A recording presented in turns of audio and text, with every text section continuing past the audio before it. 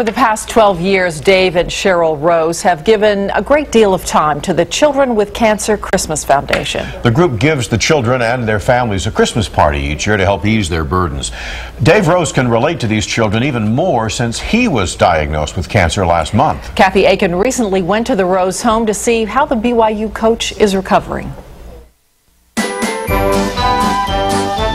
On June 4th, Dave Rose and his family were at the happiest place on earth, Disneyland.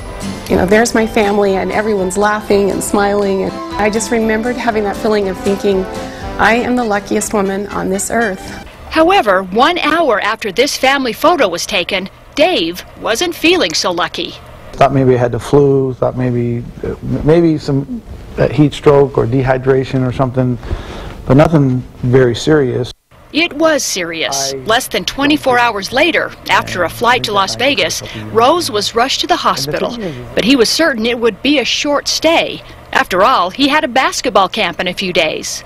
I think, Kathy, for me, when the reality hit was that second day in the hospital when the doctor came in and the doctor said, I really don't care about your job, I'm trying to save your life. And then I had all kinds of problems. I started to, get into a situation where the doctors, I could tell by looking in their eyes that they were scared. He was bleeding significantly. Dr. Bernie Hanna was Rose's surgeon. He was alert, he was awake, but just looking at him, he just looked really sick. So Rose was rushed into emergency surgery. Dr. Hanna removed his spleen and discovered the problem. His bleeding was coming from a tumor, a cancerous tumor partly attached to the pancreas. Dr. Hanna had lost his wife to cancer just a few months earlier. In my mind, absolutely, he saved Dave's life, absolutely. The surgeon was able to remove all the cancer in an emergency surgery. So when you look into a lot of these different things that happened to me, you can't think anything except the fact that, I've been blessed. Dave was told his cancer is a neuroendocrine tumor, which is rare and treatable. He was transferred to the Huntsman Cancer Institute in Utah 4 days after surgery.